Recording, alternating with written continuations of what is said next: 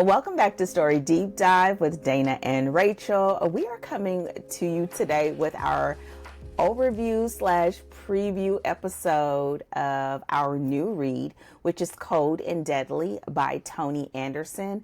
It is a romantic suspense novel, and we're going to get into all of that. Well, I mean, not all of it, or we wouldn't have anything to say for the next 3 episodes. We're gonna get into some of the things that you can expect and some of the things that we considered when picking this read. And you know how it goes, and a lot of little chit chat and hackling in between. So with that said, Rachel, what you got going on over there? Okay, listen, you're about to get some tea about what's happening on Twitch right now. Because Okay, not like tea on. about like Twitch, but like tea about me trying to survive the fact that I made a choice to do Twitch. Okay, so I want to say for anybody who's listening, like Twitch may not be like your thing, and video games may not be your thing, and also this is one of those things where like if you're considering watching me on Twitch, like you should have like a bit of a language advisory, because I play a lot of horror games, and the horror games is this is what brings out the language. Like this is where my personal sense of self-control gets the most weak, because I get really scared, the filter goes out the door, and words start flying out of my mouth in a hot panic. So, and the reason all of this is relevant is because so by the time this episode comes out, this week I should be wrapping up a horror game that I've been playing called Soma. This is a game that, so the reason any of this is interesting is because this is a game that has put me so on edge that I have like gotten, so I don't know, so if I get anxious, like if I'm about to do something I'm really uncomfortable with, if I'm like about to go on stage or something like that, I get the shakes. Like I start to like physically tremble a little bit. The anxiety is like so real. The circumstances of the gameplay and what I've had to do in this game have made me so anxious that I have had the shakes. Like that is how incredibly well the developers team behind this game created a horror. And so the game is about, kind of brings into question, like, what is consciousness? What is it to be human? At what point do we sort of, because it's basically you've got like machines who are sort of taking on this like sentience, or we think it's sentience, like it's part of the mystery of trying to figure out like why are these machines so human, and at what point do we stop being human, and consciousness, and all of these questions, which are the kinds of questions, like these kinds of psychological questions are the kinds of questions that horror often asks, outside of maybe your like classic like hack and slash, right? So you've got these subgenres of horror that can get very philosophical, and we've talked a little bit about like some of Jordan Peele's horror, right? And how that gets very it's psychological, it's philosophical, it's ethical, it's asking all of these bigger questions, and Soma is one of those games that does it, but in the absolute most anxiety inducing and scariest way possible. And so I've been wrestling my way through this game, but it's so fascinating to play a game and to watch the effect that it has on you, right? And the way that, probably watching it as a movie, you would be uncomfortable and you would be scared and you'd be like, oh, this gives me the ugh. But when the way that the dynamic shifts when you're in the driver's seat and you're the one you're not watching someone else solve the problem, but you're trying to solve the problem while a monster's chasing you. Oh man, that is, it's amazing to see. Like, I hate the experience. Like, I'm having the worst time while my whole audience is absolutely, like, laughing at me because I'm panicking. I'm scared all the time, and it's awful. But at the same time, to like, experience a creation and be able to watch how they did it so well that it's affecting you. And it makes me think of, we have these conversations about when you're reading a book and you feel the heartbreak, right? And you're like, oh my God, like that, this didn't happen to me, this isn't real, but I feel it, right? And this is a similar thing that's happening in this medium of, I'm not being like, I personally am not being chased by a monster, but I feel like I am, and they have succeeded in creating circumstances and an atmosphere where I am having a physiological response like I'm being chased by a monster.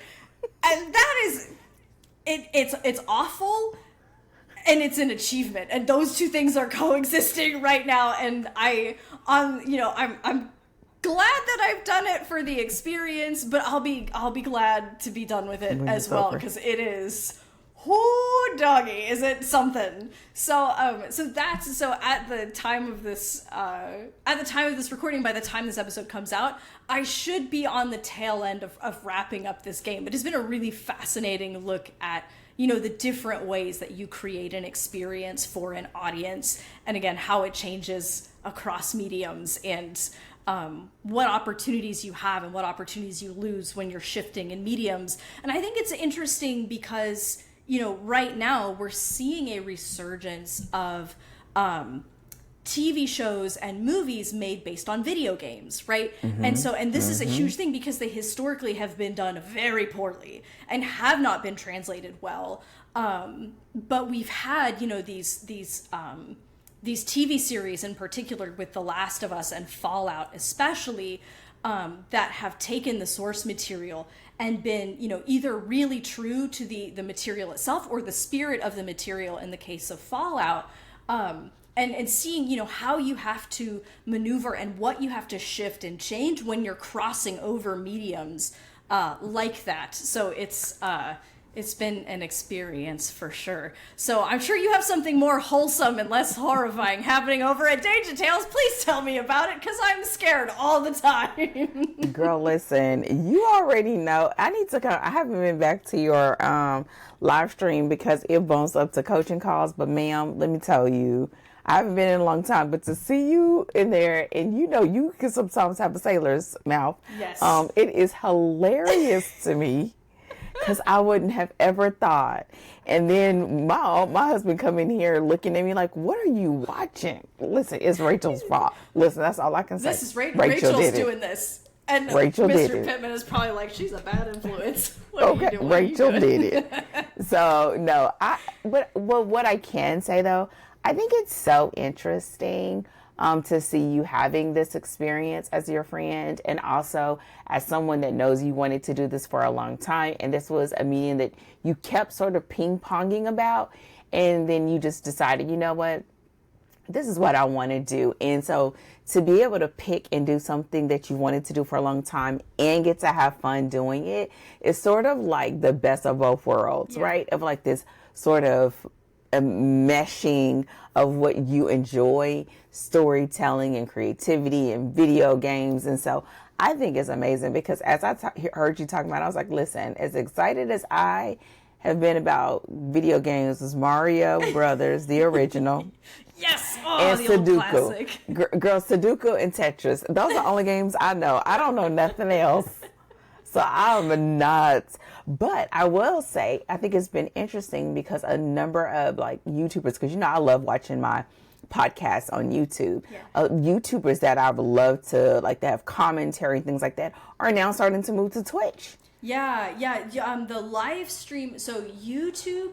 One of the things that I noticed is, so there was a short period of time where, when I say short period of time, I mean a few years, where Twitch streamers were moving off of Twitch and onto YouTube, because YouTube, when it comes to monetization, like if we're just being honest, YouTube is a better platform for monetizing. But there's certain content that's better for it and certain content that isn't. So their live streaming feature, they didn't invest as much money and time and energy into, so you could get higher quality live streams. But one of the big problems that people ran into is that their chat function is not, like, it's just a constant flood of chat messages, and so you can't almost even keep up with, if you have a large live stream, what's happening in chat. So you had this period of time where a bunch of Twitch streamers moved to YouTube Live, and they kept, all their videos on YouTube. And then now a lot of people, their contracts are up and they're moving back to Twitch as their live stream platform, because Twitch still kind of has the better live streaming platform in terms of how it works, and also like the ability to engage the community in the chat, because they've just designed it so that it's easier to keep up, especially if you're a huge streamer, to keep up with what's happening in chat. So it's interesting to watch as those contracts expire, those exclusivity contracts expire, watching quite a lot of people move back to, or for the first time move to Twitch. And I wonder if Twitch is also trying to signing some very lucrative contracts for, bigger YouTubers to try to pull some more traction onto their platform and away from YouTube. So that's essentially what YouTube did, where they were like, hey, we can give you better terms across the board. And so people went over to YouTube, and then Twitch may be trying to be a bit more competitive now that those contracts have expired. Yeah, and I think that, and also censorship, like what they can and cannot say, and videos being pulled for just talking about regular things that are in the news, and stuff like that. But yeah, I mean, I think it's interesting. Listen, as someone, I mean, I craft, so I get it. But girl, listen, all that scary stuff, I'll let you take it on the behalf of us, okay? That's right. And I'll just tell you all about it on the other side. Yeah, exactly. Please. So what are you up to this week? What's going on? Oh, the upcoming week? I know. Okay, so, well, actually, I would say real quick what's coming up. But one of the things that made me, a thought came up that piggyback on what you're saying. So, at this time, this coming up week, we'll be doing the second half of boot camp, which for the first half we had brand clarity, and then reader expectations was week 2, and then week 3 and 4. Week 3 we'll have a student that is going to be plotting a romance novel live. Oh, so good. Yeah, and then week 4 we'll be taking that story and turning it into the blueprint for a series. Oh man. Real quick, can people still sign up to attend this? You know what? This is what I'm going to say if you guys are hearing this. You listen, go to dangertales.com and you can send me a message and let me know if you want to. We went round and round about this because I thought for a little while we could always open up registration on the weekends in between, because once we start the week, it builds. There's no ongoing replay. But then, girl, basically, we didn't want the extra headache of having to do the extra my bad. The last time we talked, you were going to open registration before each week started, which is why I was like, oh my God, can the people who are hearing about this possibly for the first time get in on it? And then now we're on a recorded line and you're like, well, because here's like, I really feel like we could, because we do have workshops that touch on the content that's a part of the experience, but we've never had this experience go all the way through, from beginning to having the actual outline done. Like we've done, like, here's things so that you can have an outline, like your blueprint for your story, but not actually have a student doing it. So so it's like, it's been very interesting to do this. But I will say, so that's what we're going through. Y'all say a prayer, okay? And now, the thing that made me think about as you were talking about the gaming was I just recently watched one of the Netflix series called Forever, and I thought it was very interesting. At first, I was wondering why they selected that it was in 2018. And it wasn't until my daughter, Kira, came by and was watching one of the episodes with me, and she was like, oh, I bet it's because of COVID. And I was like, you're right. Yeah. So what I found very interesting is this, I think it's based on a book, but it's a very interesting story about these high school juniors who they were friends in like elementary school, and they lost track of each other, and they see each other at this New Year's party. And I think in like Hollywood Hills or something like that. And it's a very interesting story, but the reason why I think it kind of overlapped with what you were talking about is I found it very interesting. Like I haven't seen a series that did a very great integration with music. And I remember there was a time, I was a huge I love music. Like I love music. Like I love books. But I remember there was a time when the music, movie soundtracks were almost bigger than the movies. Yeah. And so as I'm watching this movie, they didn't use like your normal like score style music. They used like R&B and hip hop that was very popular at that time. So the whole time as those emotions are moving, there were some of my songs I was like, oh my God, I love this song. Yeah. So as you're watching it and it's like these heartbreak moments and those highs and lows that we've talked about, it sort of just punctuates it. Yeah. Right? And it made me think about like how we're always looking at different forms of media and how we can take that and translate that into story, because essentially they're using the music to underscore this emotional journey.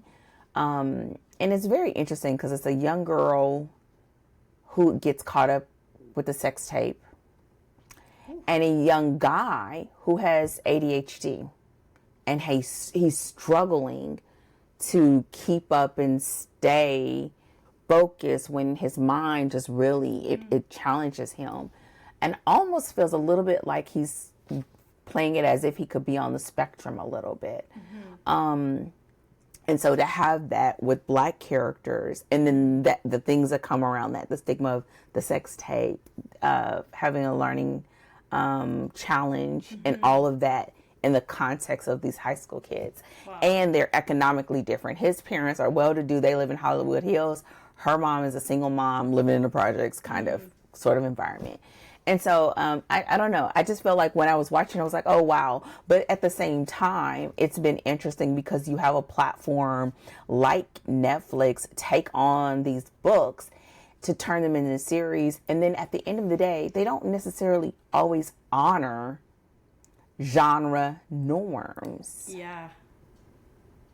Because this felt all the way up to the end like a romance. You know I hate that. Oh, I hate that. That's like your biggest pet peeve, maybe. Like there's maybe one or two other pet peeves that rank as high as this does.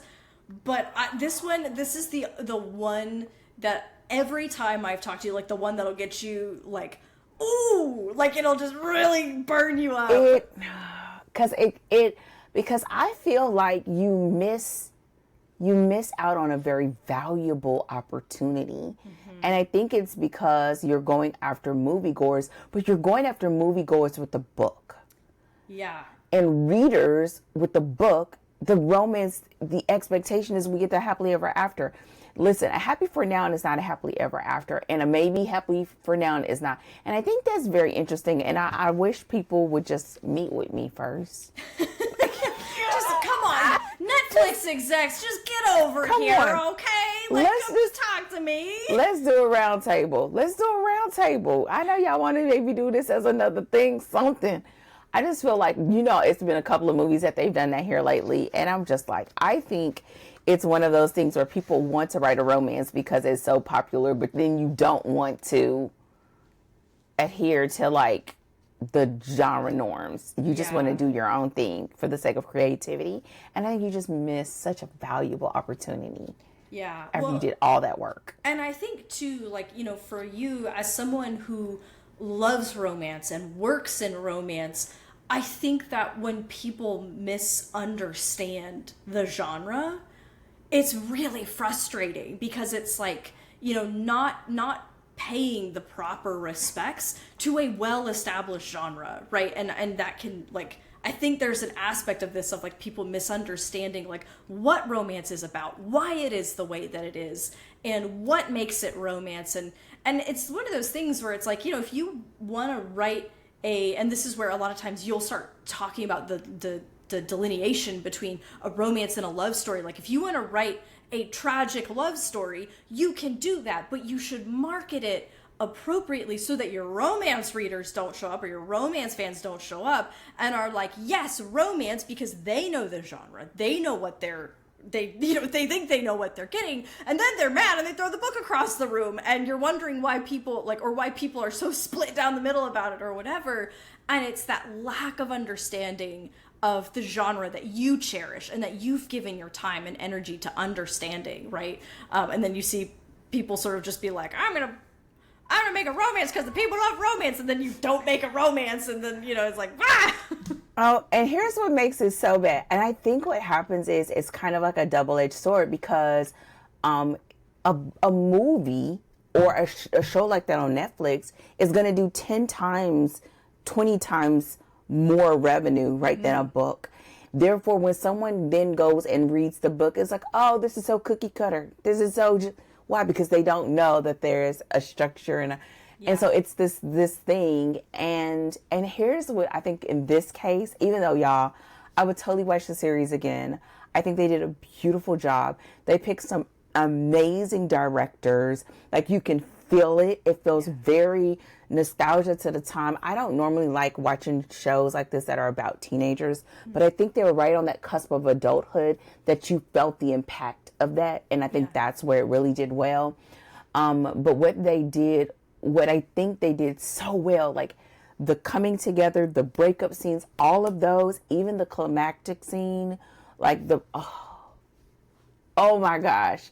And then because he has like ADHD, it's like the effects that his family felt with him going through the breakup, because he's still a teenager. Yeah. Like, all of that was just, they did so good. And then for that, I was like, get the heck out of here. Like, man, you were so close. Oh, but then they put at the end, we've got the clearing for the season 2. I was like, daggone it, because I don't really like series like that. Yeah, you're like, no. We didn't need a second series. We just need you to wrap it up here. I just wanted, so I think anyone watching it, if you like, it's just great music, great cinematography, even everything down to the fashion. The leads are phenomenal. Oh, nice. They are really good.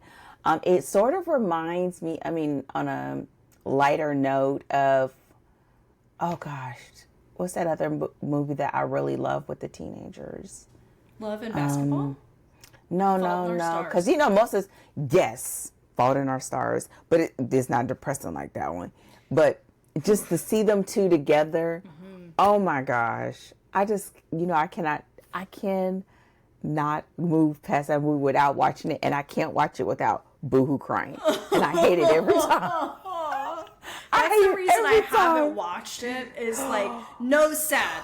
I don't want, like, consume all kinds of other gritty stuff. I've seen my share of sad. We're watching The Last of Us right now, and I'm like sobbing episode after episode. Enough. I've had plenty. I don't need any more. Girl, and I'm me. Why? Girl, you're like, you ain't seen this 100 times. It's the same. Every time you're showing up hoping it's going to maybe be different, and you're like, it's still the same movie. No. And the crazy part is I don't even want it to be different because it is so good, but it is so sad. It is, but the book, I cried too. Yeah. I like boohoo cried. Like, trying to read between the tears. It was so sad. I don't like sad. I don't like sad, but I did it. So, yeah. We shall see. The point is, they didn't ask me, but if they did, I would say at least it did in better than that other. No, they kind of made that up. The last movie where I had that moment, I think they wrapped it up better than the book did. The book didn't do well, but the movie did better. It's just sort of like, isn't life just like that sometimes? And you're like, no, that's why I come to fiction. Ah! Exactly that. It's like, yes, it is. That's why we are trying to give us the fantasy now. That's why I want the billionaire, the hot billionaire. That's why I'm here. Come on, lady. That the older lady gets the younger dude. Come on, cougar. Okay. I'm not sure I'm gonna call her a cougar. This one's for the cougars. It's like, no, don't call that lady a cougar. But it was good. It was so good. But it made me think about just like the whole thing of like storytelling across mediums, and like it goes into what we're talking about here about reader expectations, and sort of what makes people drawn to that genre. And I think this is one of those stories that when we kind of get into the nitty gritty of it, that we are gonna really talk about some of that today as a precursor. So before we get ready to go into the summary, what are a couple of things that you want to discuss? Because I think we sort of have our agenda laid out of a few things that we want to touch on. And then we're going to dive in. Yeah. So for me, there's actually just one thing that I kind of want to suss out a little bit here. And I know you've got a couple as well. I want to talk about, this story is a combination of romance, it's got a mystery, there's suspense to it. And so in preparation for like the upcoming conversation, I kind of wanted to talk a little bit about like how you differentiate thriller versus suspense. Because throughout the episodes, we're going to talk about, it's suspense, and then we've kind of got this like thriller element that then it kind of moves in between. And I know I have particular definitions for my kind of niching in crime in particular, and how I delineate between those. But I'm curious about, what those look like for you. And also because romantic suspense is a super specific niche that's also very popular, to see where some of those lines are like for you and for me. And I just want to know if there's like, is there overlap? Do those definitions differ at all? So that's the main thing that I want to kind of cover, because this is, a full mix of, it's a romantic suspense and there's a mystery, and there's it's really a fair play mystery. It's got so there's like a classic crime element to it, and all of those things are kind of happening all at once in the story. What about you? Okay, you did have one other one, so I'm gonna say what your other one was, because then you're gonna kick yourself because you didn't say it. That we wanted to talk a little bit about slow burn. Oh yeah, sorry. I thought that kind of fell under like your umbrella, so I was leaving it for your list. How's she gonna add to my list, y'all? Okay, and then the last thing that I have that I just kind of want to just touch upon is layered characters. Yeah. I think the three things that we've just said will really cover a lot of the context in which we are approaching this book. And so before we get into that, let's go ahead and start off with the summary. Yeah, absolutely. So, Toni Anderson's Cold and Deadly blends a gripping FBI investigation with the slow burn romance built on emotional depth and personal stakes. The story follows two complex protagonists, a rookie agent driven by grief and a seasoned negotiator haunted by his past, as they're forced to work together while navigating escalating danger, professional boundaries, and unresolved trauma. Oh, for writers, it's a prime example of how to structure a dual protagonist story. I wasn't sure. I was like, is this part of my summary? And it's part of your summary, because you gave me the summary. Again, peek behind the curtain. I was like, what is that? Because it's Dana's summary and I got confused. For writers, it's a prime example of how to structure a dual protagonist story, layer emotional wounds into plot momentum, and use suspense not just to raise stakes, but to deepen character connection.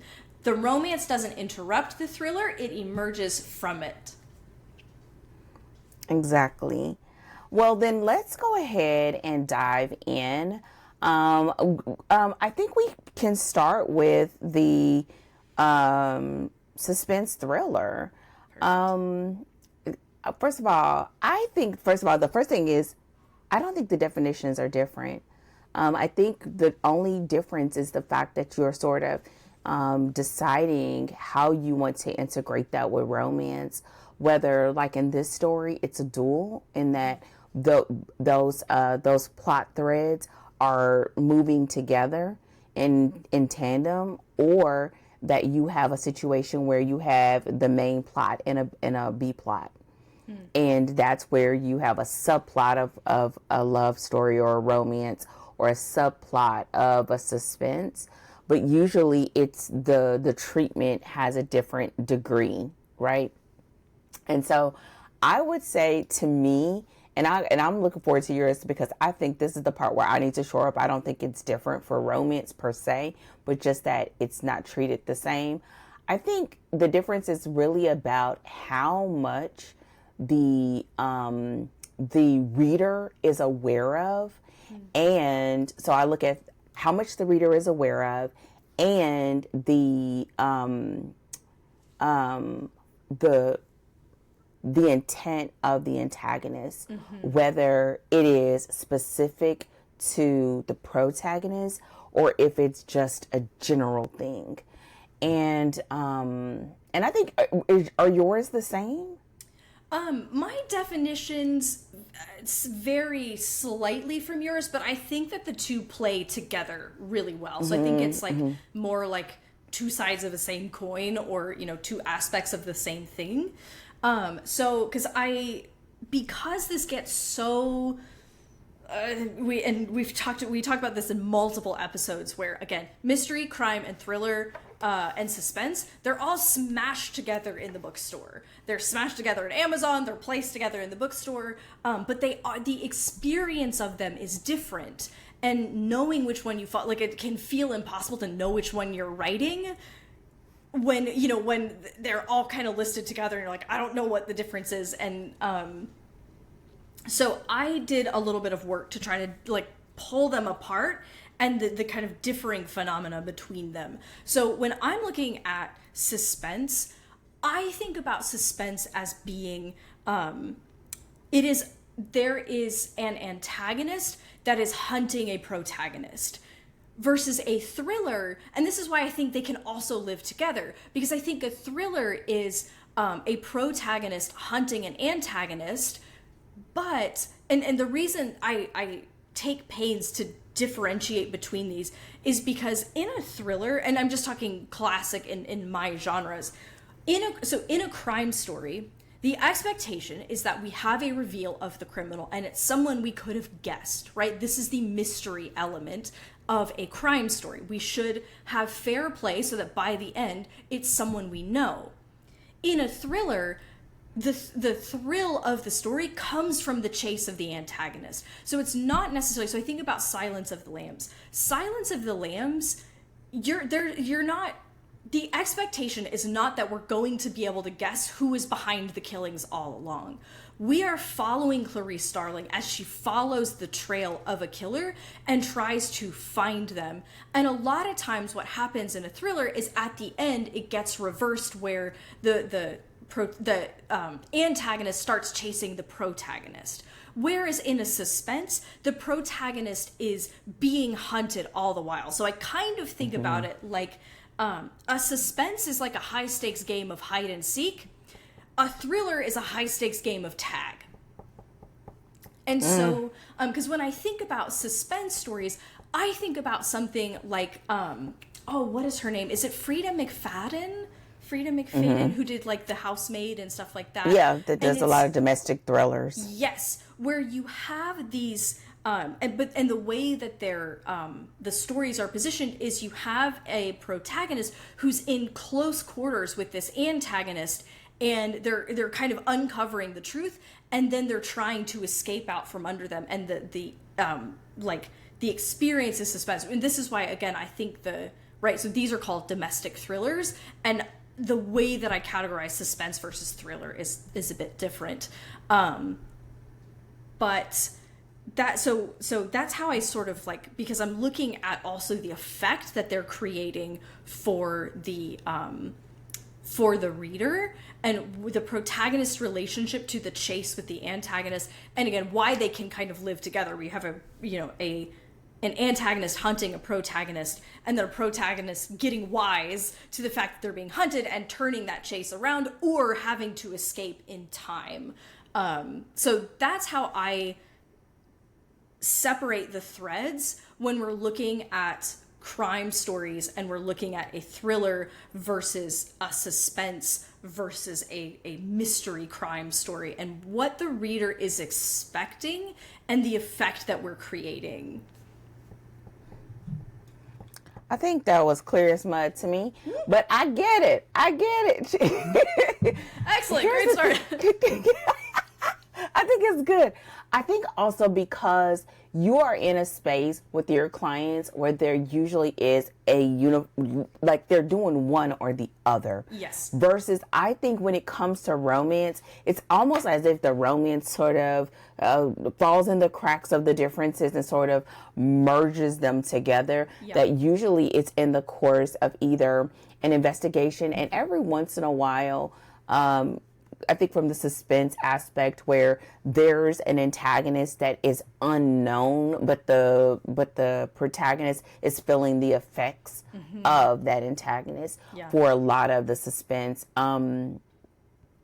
It also can be that it can be the environment. I don't know if I would categorize I don't know off the top of my head if I can even think of like a romantic thriller that I could think of. But I do believe that when it comes to romance, those two sort of lines they sort of bleed through. Yeah. But it's usually because you don't know who the antagonist is. Yeah. And that it's always this sort of unfolding. And in some capacities, the reality is in romance, a lot of your antagonist is the love interest. So it's not treated the same as like when you're doing a crime where it is, in our case now, where there is this outside antagonist, because they are antagonistic in the beginning to each other. And in this story, we see that that in fact the antagonist wants Dominic. Yeah. He's very clear about that. Yeah. And so that's where that line sort of blurs. So then my question to you would be, what are some of the characteristics that you would say, like just as a hard line, at least to help delineate that if someone is writing one versus the other? Yeah, I think the most important delineation that I find like with my clients and in the areas that I work in is setting the expectation. Are we supposed to be able to guess who did it or not? So much of the other things are just going to be about the experience that you create. And the reader, if the reader goes in knowing that thing, like, as long as you achieve your ends, like storytelling wise, like then you're good. So I think that readers won't fuss very much over the lines between suspense and thriller, but where you will alienate and frustrate readers is setting an expectation and then delivering the wrong thing. So setting an expectation like we're getting a crime story and a mystery, and then it's like some rando that we're like, oh, I didn't have a shot at guessing that it wasn't that kind of story. And you're like, oh, like that's so annoying, versus setting the expectation that this is just some rogue element that like that to me is the most important delineation, because that is where you will that is the biggest pain point with readers is expecting one thing and getting another. And that's the biggest expectation that you can miss and antagonize your reader unknowingly. So that's where I draw the clearest line of like, know that going into it so that you can deliver accordingly. I think for me, that was one of the things that I always appreciated about, I'm just going to say right now, like the original story grid elements, when there really was a clear distinction, because at the end of the day, a lot of what we select as distinctions really are now just treated as marketing categories, right? But it's important when you are preparing to write, understanding what those elements are to help you to deliver a clear story. So my thing is always like, I just literally pulled my notes and it's like, okay, this is what we're working on. I'm not going out in here like YOLO, because it is such a fine line. And I think it helps you to really go in and develop your twist well. It helps you to really go in and to work on your antagonist well. And it also helps you when it comes to really getting the most from those highs, like I like high highs and those low lows, like being able to really lock them in and just milking them as best as you can. Yeah. And so, and the final thing that I would say too, would come down to me is like that author's brand. Like, what do they want to be known for? What sort of story promise do they want their readers to know when they come into it? You know, if it is, I love how you say like tag, you know, it's kind of like tag versus kind of like a cat and mouse.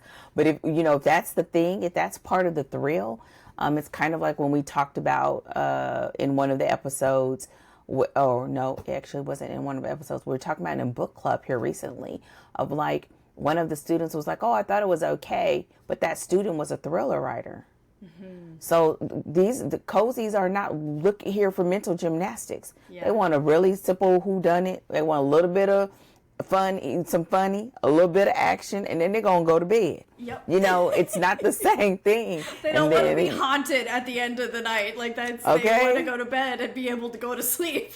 Exactly. And so knowing that helps you with also the delivery aspect of it. Yeah. And so I think to me, because a lot of it is usually in tandem with the romance, I hold the definition loosely because I feel like every time you pick up a resource, they're not always in agreement, but you can be in agreement with how you write your stories and then continue to deliver on that. Yeah, 100%. And that's, you know, because I went through these delineations in a Substack article like forever ago. But I'm very like clear to say like, listen, these are my designations based on the patterns I've picked up in storytelling and across the genres and across my reading and my work with clients. But knowing that, like, you know, you're going to read some of the resources, they'll probably define it differently. And, or that they'll have different nuances, or they'll try to categorize it in other ways. But you knowing what you are trying to do, like, what is the experience you are trying to give your reader? So I don't care what you call it between you and yourself, you know, but knowing what you are trying to accomplish and the experience you want the reader to have, so you can, again, this has come up, I think, in every single episode of, you know, what we're going to talk about in the coming weeks. Do it with intention. Know what your intention is, and then do it intentionally, right? And so make those choices so that you can essentially curate an experience for your reader to have the experience and to create the kind of effect you're trying to create, and whatever experience you promised them they were going to have through your marketing and through the beginning of your story. Mm-hmm, mm-hmm. Yeah. And I think, I mean, and even after having this conversation, I think I'll kick it around and play with it some more. I always feel like it is so squishy, but I think to me, when I look at those different elements and having those different elements defined for this author and their story, that it helps to sort of shore it up. I think also, since a lot of what I experience with clients, a lot of that suspense aspect is already sort of tailored. So we're normally just moving through with a ticking clock. It's not about trying to identify who, it's more sort of when, right? Yep. And so it does make for a different situation. But I think about the 6'11" man? What was that? 624 man, I think. Yeah, 624 man.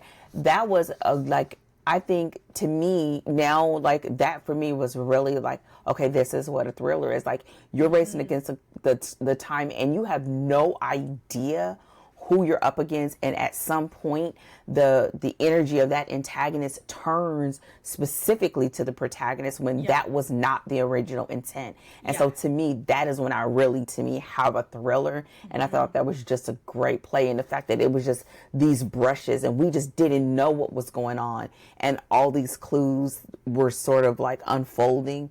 And I think the final part I would say too is kind of like a sense of the intensity. Like, we don't have a metric of what that is, but I think you can have it with your own stories of like, what is that intensity about? Like, is it, heart racing? I know in that story, what I absolutely love was at some point it got to the point where the entire story turned as if he was the culprit based upon him going after this, and all that energy. And to me, I thought that was just a really great distinction. I.e., y'all, this is why reading is so helpful, because sometimes it's like it's hard for you to see this in your own story because you're right up on it. But having some sort of parallels and comps and examples to be able to help guide you through it helps to make it a lot clearer. And I think that is just something that just can help you become a better storyteller. And I know it helps me like all the time, whether it's in my own writing or with clients. And so even as someone who writes suspense, like I write romantic suspense where it's just, but I always like the one where they going after something and don't realize what who they're going after is right under their nose, right? That's my jam.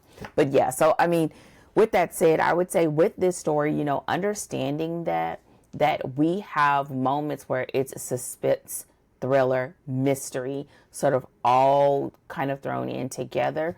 I think one of the things that makes this story feel like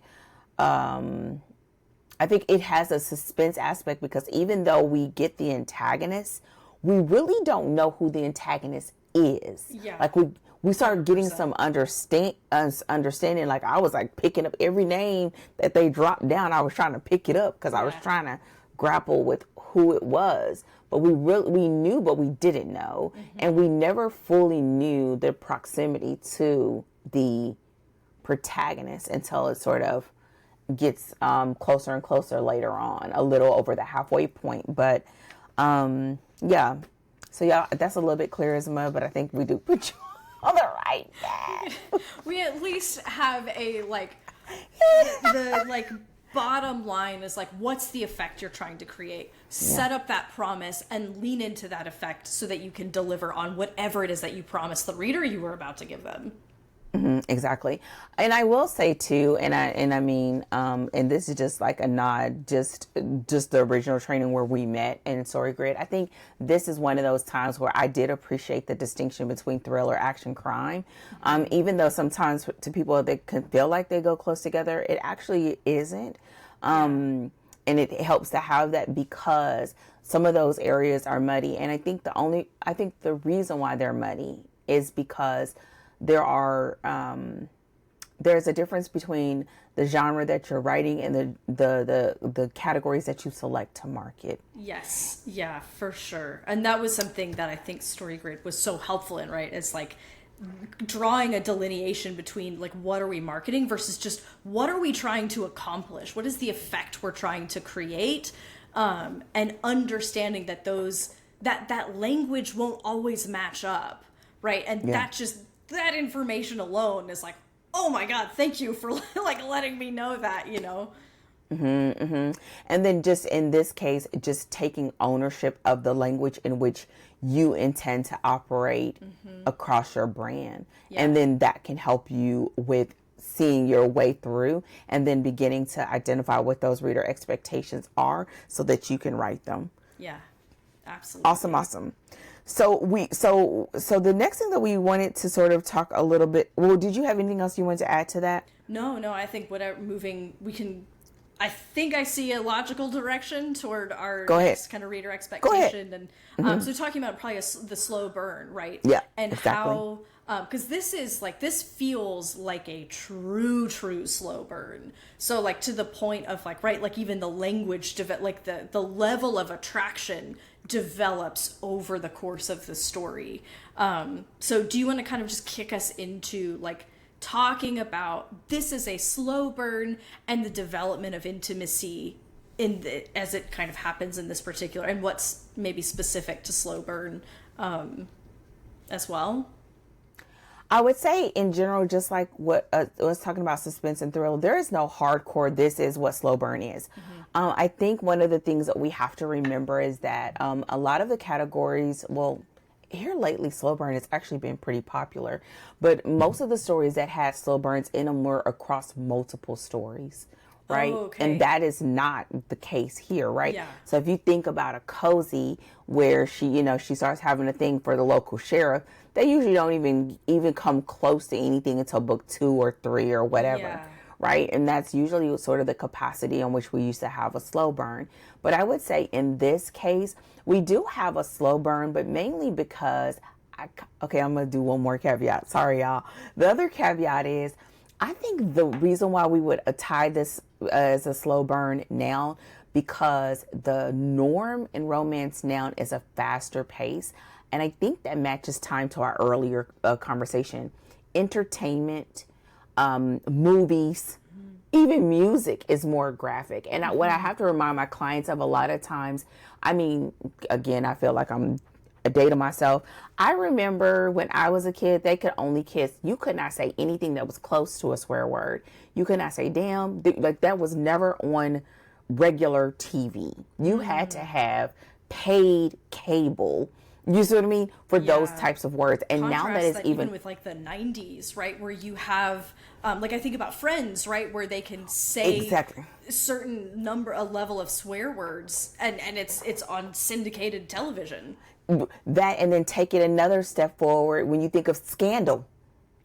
Okay. So when you think about this, I think a lot of times you have to think about the movement in times and the movement of entertainment. I think now, because of the movement of entertainment, if you have something like this story where they do not physically consummate the relationship, even if it's not a clear indication of we're going to be in a relationship, but we'll be sexually together until the halfway point, that's almost considered old school. Right? That is, people are like, oh, this is slow burn because it's at the 50% mark, which is used to be the norm. What we talked about, right, with the things we never got over, we categorize that as slow burn because I don't get together till midpoint. And most people, if it doesn't happen early, they think, oh my gosh, right? And I think people are slowing down a little bit more. In this particular story, I think it is understandable because the nature in which they come together is a professional capacity. Yeah. Not only are they both agents, she's a rookie, he's seasoned. There's a difference. There's age gap. There's boss. There's forced proximity. There's a workplace, office/romance. Right? You have all these sort of tropes that are at play, and I think that does lend itself to the fact of it being a slow burn. And even at one point, he says, like, the FBI doesn't have any issues with agents being together, except for these, and they weren't in those circumstances. But he was very aware, and she was very aware of the optics. Yes, and that's, of weather.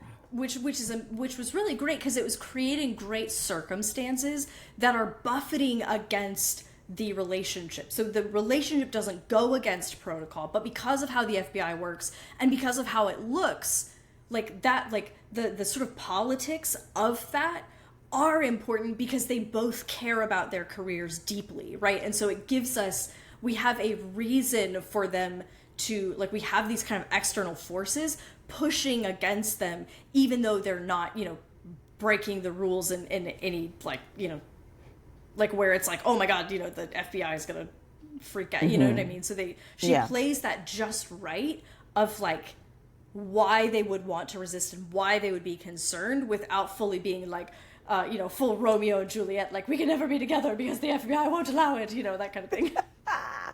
I would say absolutely. And I would say because of that, allow that to be the filter in which you do everything else. So that's going to not just determine the pacing, that's going to determine the languaging. Yeah. It's going to determine how the relationship progresses. And I would say when you think of that, also think about the fact that that the progress of intimacy would still remain the same, right? And one of the conversations that we had, like, people think, I've seen this over and over again when new people come to work with me and they know they want to write a romance because romance is one of the most popular genres, but they're not real romance readers. So they think they're going to revolutionize it and they're going to find their love based on intellect.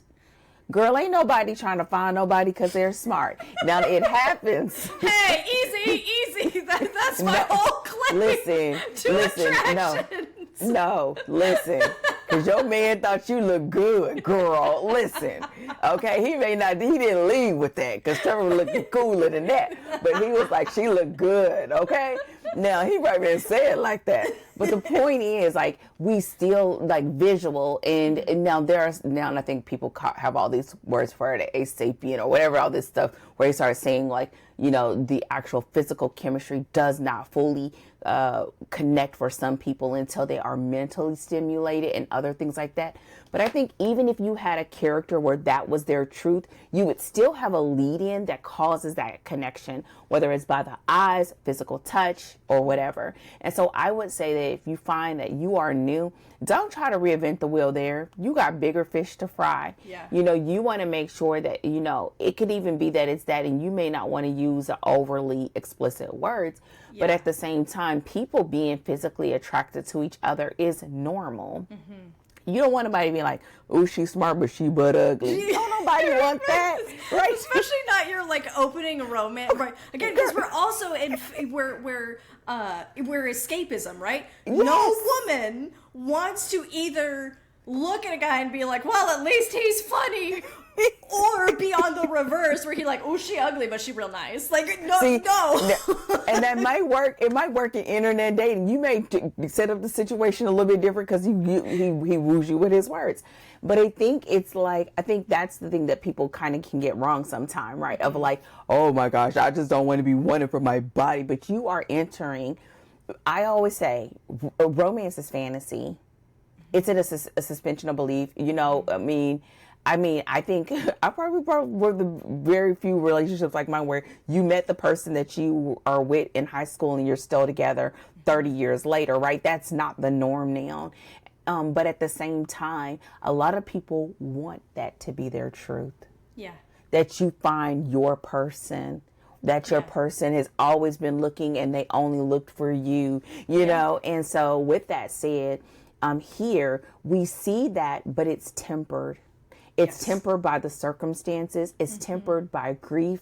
It's tempered by the professional environment. It's tempered by the stakes. And I think that is what allowed that moment. And I think, again, that's why we needed to get to the hostage moment, right? Because part of this is that they needed to be in close proximity because having distance allowed them to hold on to that facade that we are controlling this, that I can manage this.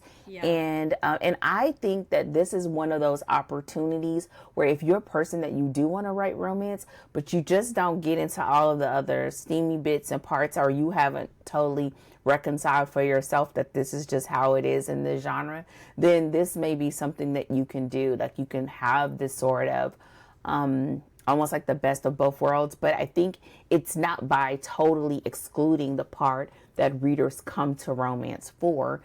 It's by setting up a set of circumstances where the pacing in which you would like to be true is in fact what is required by the circumstances that they're in. And I think that's how you can get the best of both worlds. Yeah, I think she does a really good job of that in this story because we do have, and I think that this is important too because she separates them from each other for a little while, but you have these moments, so you have a light recognition of attractiveness, right? And again, it's this, we're not Lucy Score thinking about what's under the dress kind of situation, but it is like, oh, like she has, she's beautiful. Van was a sucker for a pretty face. And she's like, man, he's got, cool eyebrows and a nice jaw or something. That's something she like recognizes, like physical features and stuff. But then on the other side, you have, you'll have this moment where Dominic is thinking about, maybe she has a boyfriend and then being like, ugh, like I hate that mental image of like her having a boyfriend, right? And it's not explicit, but it is this, it's the first prick of jealousy, right? And or even thinking about like, oh, what if she thought that I'm doing this thing, and then he has to like circle around and be like, what makes you think she want an old man like you anyway, right? And so he's already, so you're getting that attraction. It's just not in really explicit sensual language because of the circumstances, and it is he's like, I'm her superior. We're trying to lock this thing down and keep it on track. But something that I really appreciate is that what does happen, so we start there, but the story and the language does become increasingly sensual, right? And the kinds of things, the kinds of thoughts they're having about each other do become increasingly sensual as we're leading toward that moment where they actually do come together for the first time. And that's something that I really liked about the way that she kind of handled this, is how we see the progression in the language toward like the way that they're thinking about each other. But early on, they're thinking about, is there a Mrs. Dominic Sheridan? Is there a boyfriend? And being put off by the thought that there might be, and you know, all of that. And I remember there's like a moment when Ava's like, seriously, you're thinking about him being your boyfriend? Like, what? Get it together, Ava. Like, get she imagined them holding hands. Yeah. Here's what I will say, that one thing that you, even if you're doing a slow burn, you have to have the romantic intention early. Yeah. Like immediate page one, or as soon as they see each other, even if they don't think that that's what they want, because when it happens, it's going to be like, where did this come from? Yes. If you don't have the breadcrumb trail, right? And so this is why in almost every scene, especially those in which they're together, there must be the hint of romantic intention, even if they're arguing against it, because that is building towards a thing that once it gets there, we want to feel like they've earned it, and we want to feel like it did not come from out of nowhere.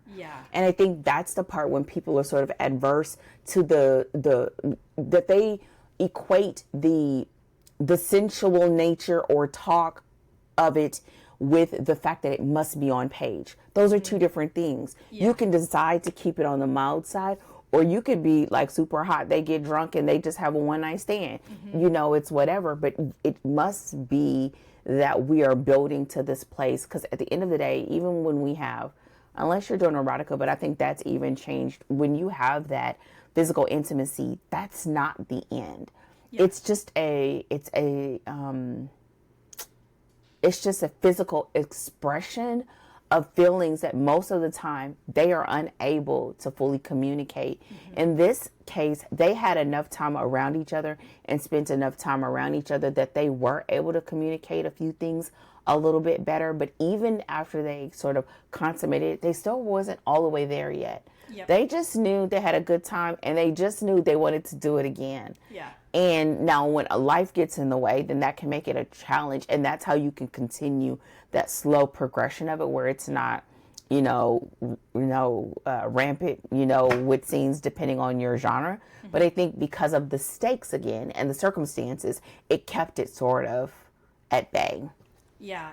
And I think the other thing too, and this is something that like I tell my writers, is like also like that interaction and that hint of something, attraction, that hint of connection early is also just to establish the expectation, right? Like, we are going to see this develop into something, and so it doesn't, because it's so funny, I've seen in crime novels, now these are strict crime with like a romantic, you could almost barely even call it a subplot, where the story is just kind of like progressing on its way, and we're like investigating and stuff, and there is a female character, and that's about as much as the male character ever acknowledged about her, and maybe she was pretty. If it's one from the 90s, like, you'd sometimes get the character that's like, she had legs for days, and then every guy talks about her legs in the story, like, it's the 90s, man, what a weird time in fiction.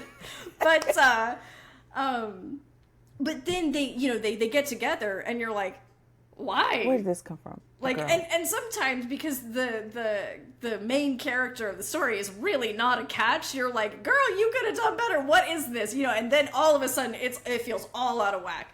But you want to set up the expectation. I think especially if you're setting up the expectation for romance, that when your romance readers show up, they're like, okay, there's going to be romance here, right? And you're making it clear the trajectory that the story is on. Yeah, and I think another part of that too is understanding too with your languaging and your intention of where that can end, right? Because there have been some times like I can read a story and I can be like, okay, this is going to have physical intimacy on the page, right? Just by languaging. And so in this case, there was a moment where a girl comes and brings the casserole. Yeah. And she's just like, she didn't say it, but it was a little bit of edge to it. And he was like, what? I'm a grown man. I like sex. So we already know. Yep. This is sort of this hint of like, okay, that this is a possibility and a potential. There's already some undercurrent and a simmering, which we already felt in previous scenes, but the fact that it could go there. And I think, having that nod early on is important too, because it can be significant to the reader, whether or not they want to experience that on the page, especially when you connect it this closely with a crime, like a mystery, a murder mystery. When you connect it that close to it, everyone's not accustomed to having a full sex scene on the page. And so you want to be clear about that. Yeah, for sure. So is there anything else that you wanted to mention about that before we just kind of give them a quick overview about, layered characters? So this was one of the things that was on your list. So do you want to talk a little bit about, what we're looking at with layered characters and what we're going to see kind of play out in the story and in the next few episodes? Okay. Well, before I do that, did you have anything else? Did that help with the pacing and thinking about the difference between this story and Knock 'Em Out and kind of how that can differ? I would say the closing thing on that is just, not equating the fact that you have to have it mentioned and that it needs to be present on the page to the degree in which you actually communicate it. And I think the degree in which you communicate it should be in alignment with the heat level that your reader should expect. And that if you're doing a slow burn, it is a gradual, but gradual does not mean not present. I think it just means that it has to be present more often because it's more in thoughts and how they interact than it is in actual physical touch, and that there should be progression, that there should be seeing, talking, a touch, and it doesn't have to be sexual in touch, but that there's chemistry in that touch. And we do have some, first scene, there's a little bit of chemistry in that first touch, right? And again, we save it for after we've cleared the active shooter situation, so we're not, touching and having a moment at a weird time, but you do have that connection, that immediate connection in that touch. Setting up that expectation really early. And again, I think she did that really, really well. Yeah, she did.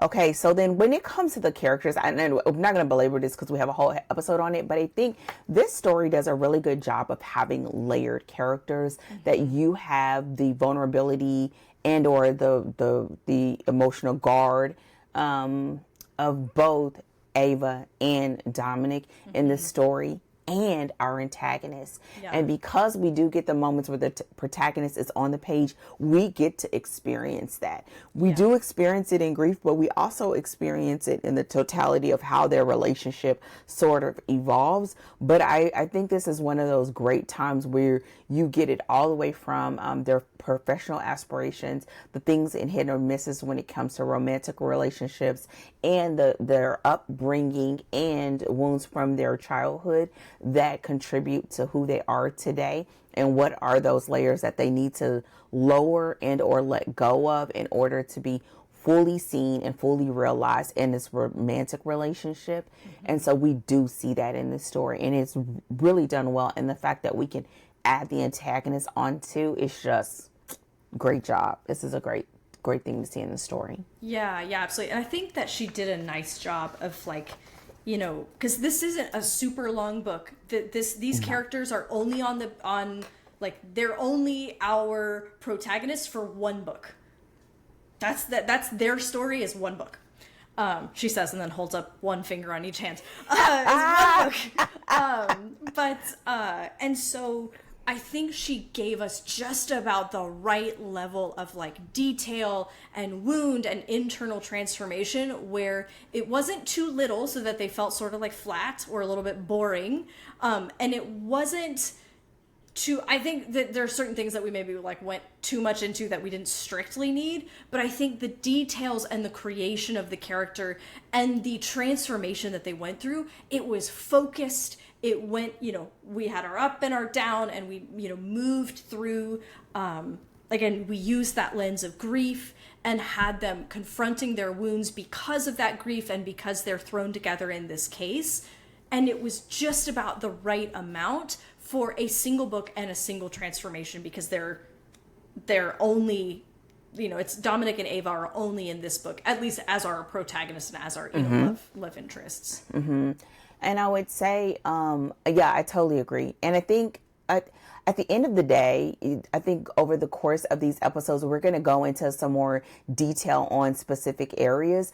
But my lasting impression is the steadiness and the treatment that she gives all three of the main characters, including the antagonist, the different areas of the subgenres genres that she's mashing together, and her ability to really be paced well, even down to, which we don't get into a lot, y'all, because we don't. I mean, we could literally with this book could have added additional episodes if we really wanted to get into detail about the murder mystery, and if we wanted to talk a little bit more about, I think even more we could have talked about with the characters. But I think that just makes a nod towards what we're saying of grab this book. And I think we talk about some of the nuances from aspects of, what you should consider as a writer, and some of the things where we thought could have been maybe a little bit better. Not that it's bad, but it could have been a little bit better. We can all learn from as we read and take this to our writing situations. But it makes for a great book. And the audiobook was done well, which we didn't mention, but the audiobook is done well. So if you want to do it with the audiobook, and so with that said, are there any other things that you want to touch on before we close out this episode? I think we covered everything that was on my list for sure. What about you? I believe so as well. We have 3 more episodes to go. So we want to thank you all for joining us for another book. Y'all, we have been rocking and reveling. We have been at this for, at the time of this is 6 months? Yeah, we're moving into our 6th, this is maybe our, let me check. I've got a list. I think this is our 6th month. I think 1, 2, 3, 4, 5. Yep, this is we've hit the midpoint for our year. Yeah, even when we're doing these long recordings, I'm good and tired. But I would definitely say this is another great book to add to your collection. I also think that us picking this book now is a great counterpart to some of the previous books that we had that we would consider like genre mashups. Yeah. Especially if you think about it in against the Sookie Stackhouse, Dead Until Dark.